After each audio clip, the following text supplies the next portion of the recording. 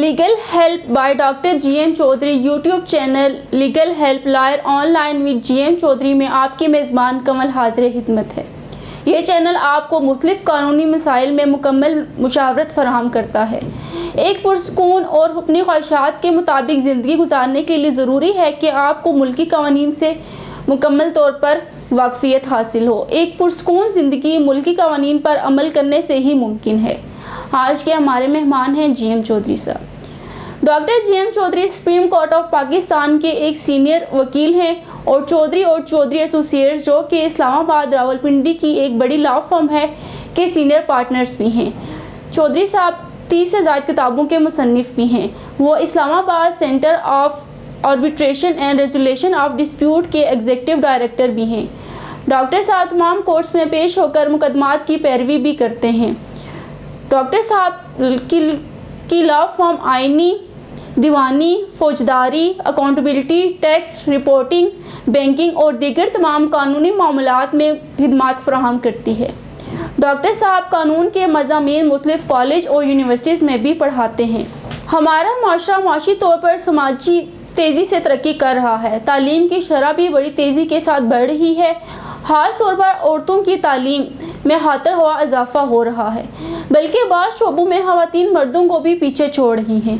मगर माशरे में माशी और इक़्तिसादी तरक्की के साथ साथ बहुत सारे नए मामलात भी सर उठा रहे हैं, जिनमें हमारा ख़ानदानी निज़ाम ख़ास तौर पर मुतासिर हो रहा है। एक तरफ तो लड़कियों के हमपला रिश्तों का मसला काफ़ी संगीन होता जा रहा है। पढ़ी लिखी लड़कियों को इनकी तालीम के मुताबिक आसानी से रिश्ते नहीं मिलते। शादी के बाद मियाँ बीवी के दरमियान हम आहंगी जैसे मामलात बढ़ जाते हैं। नतीजन हमारे मुल्क में दूसरे मगरबी ममालिक की तरह तलाक और खुला की शरह बहुत ज़्यादा हो रही है। हमारे मुल्क में समाजी तहकीक ना होने के बराबर है, जिसकी वजह से इसकी वजूहात का पता चलाना इंतहाई मुश्किल है। आज हम इस मौजू पर बात करेंगे। डॉक्टर साहब, आप कोर्टों में भी आइली यानी फैमिली मामलात को डील करते हैं। आपने आम तौर पर तलाक या खुला की जो शरह है इसमें इजाफे की क्या वजूहात नोट की हैं? देखिए जी, आज आपने जो इशू है, यकीनन तलाक जो है वो एक अच्छी चीज़ नहीं है। अगर हम अपने मज़हब यानी कि इस्लाम के नुक्ता नज़र से देखें तो इस तलाक एक ऐसा अमल है जिसे सबसे ज़्यादा नापसंदीदा करार दिया गया है, लेकिन इसके बावजूद इसे जो है वो जायज़ करार दिया गया है। चूँकि अगर तलाक ना दी जाए या तलाक या खुला की अगर प्रोविज़न ना होती तो फिर उससे और बड़े कॉम्प्लिकेटेड किस्म के मसाइल पैदा होते हैं। उसके हवाले से अगर आप ऐसे मज़ाहब जिनमें तलाक जैसी सहूलत मौजूद नहीं है तो उनको अगर देखें तो वहाँ पर ख़वातीन फिर जिन मसाइल का शिकार होती हैं वो नाकाबिले बयान है और वो बहुत मुश्किल किस्म की सूरत हाल होती है।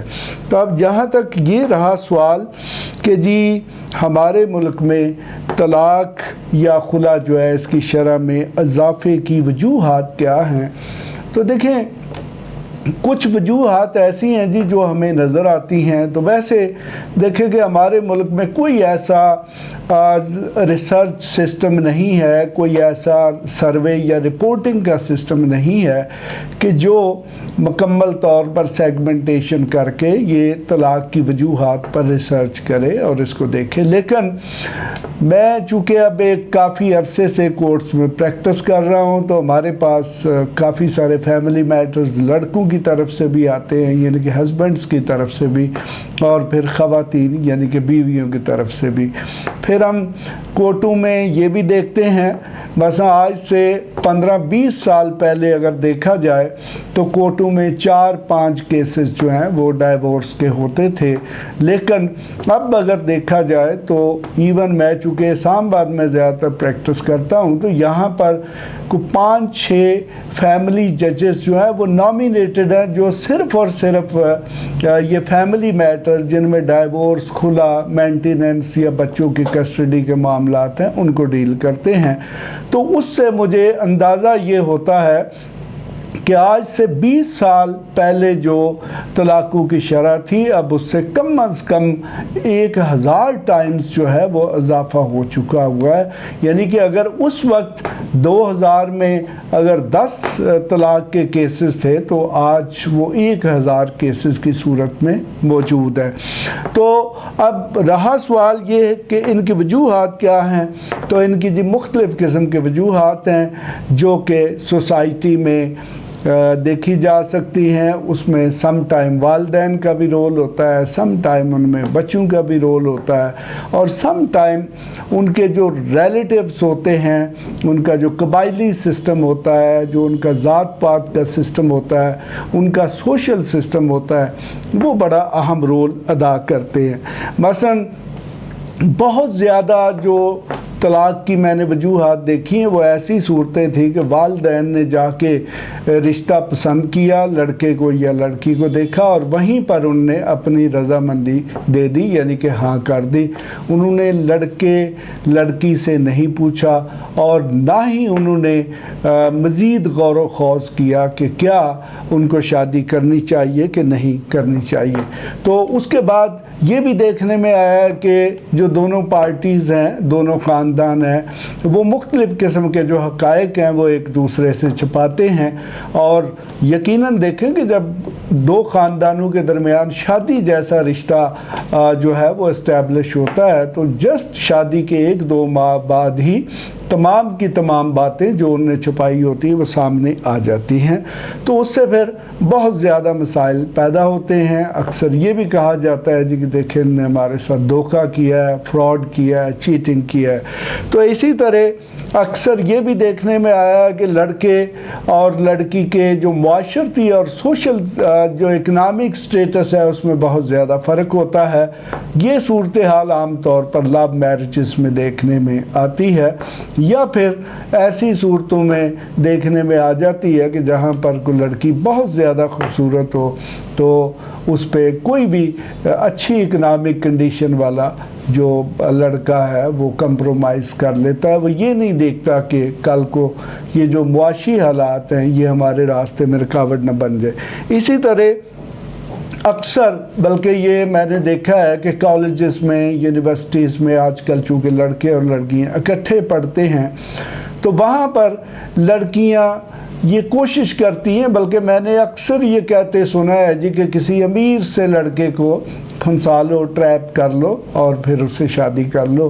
तो हालांकि इस किस्म की जो शादी है उसके 10% कामयाब होने के चांसेस होते हैं। 90% इस किस्म की शादियाँ या तो होती नहीं है, उसमें लड़कियों की एक्सप्लॉयटेशन होती है, इस्तेहसाल होता है, और अगर शादी हो भी जाए तो फिर उसके कामयाब होने के जस्ट 10% चांसेस होते हैं।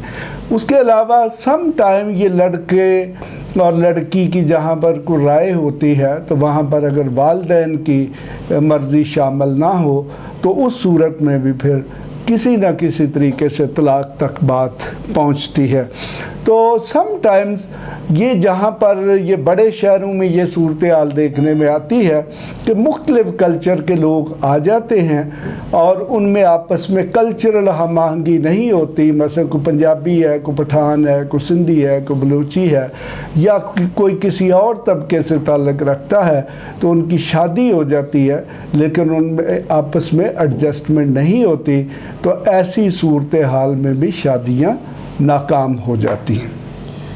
डॉक्टर साहब, तलाक और ये जो खला की शरह में इजाफा हो रहा है इसका ज़िम्मेदार ज़्यादा कौन है, मर्द या औरत?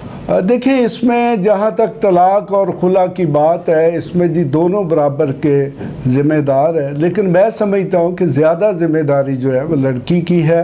अगर लड़की समझदार हो तो फिर उसके पास ऐसा लीवरेज मौजूद होता है, उसके पास ऐसे मोहब्बत के जज्बात मौजूद होते हैं कि वो उनसे अपना जो हस्बैंड है उसको मुतासर कर सकती है और उसे ये रियलाइज़ करा सकती है कि जो भी शादी से पहले हुआ अब वो एक अच्छी रिलेशनशिप चला सकते हैं। लेकिन उस वक़्त बहुत सारे और रिश्तेदार भी इन्वॉल्व हो जाते हैं और ऐसी सूरत में फिर शादियां जो है वो नाकाम हो जाती हैं। डॉक्टर साहब, तलाक और खुला की जो में इजाफा है, इसमें वालिदैन का क्या किरदार है? यकीनन जी, ये जो तलाक और खुला, और ख़ास तौर पर जब मैंने देखा है कि जहाँ पर लव मैरिज हो या मर्ज़ी के बग़ैर मैरिज हो, यानी कि एक ख़ानदान राज़ी हो, जहाँ पर ये कज़न मैरिजेस या रिश्तेदारों में मैरिजेस होती हैं, यानी कि एक ख़ानदान राज़ी होता है, दूसरा नहीं होता, लेकिन इसके बावजूद शादी हो जाती है, तो या लव मैरिजेस की सूरत में या और बहुत सारी सूरतें हैं, तो ऐसी सूरत हाल में फिर वालिदैन भी जो है वो बराबर के ज़िम्मेदार हो जाते हैं शादी की नाकामी के।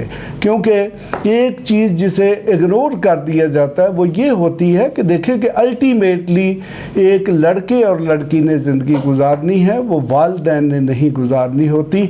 अगर लड़के और लड़की की ज़रूरियात और उनकी ख्वाहिशात को मद्देनज़र नहीं रखा जाएगा तो यकीनन शादी के नाकाम होने के चांस ज़्यादा होंगे और यकीनन वो फिर तलाक या खुला की सूरत में ख़त्म होगी। आज का प्रोग्राम यहीं पर ख़त्म करते हैं। मज़ीद दिलचस्प प्रोग्राम देखने के लिए ज़रूरी है कि आप हमारा ये चैनल लीगल हेल्प फ़ौरन सब्सक्राइब करें, बेल आइकन ज़रूर दबाएं ताकि आपको हमारे आने वाले हर नए प्रोग्रामों के अलर्ट मिलते रहें। अगर आप हमसे कोई कानूनी मशवरा लेना चाहते हैं तो आप हमारे दिए गए व्हाट्सएप नंबर पर अपना वीडियो या तहरीरी मैसेज दे सकते हैं। आप हमारी ईमेल पर भी मेल कर सकते हैं। हम अपनी ईमेल के ज़रिए आपको मुफ्त कानूनी मशवरा देंगे। अब मैं आपसे इजाज़त चाहती हूँ। खुदा हाफिज़।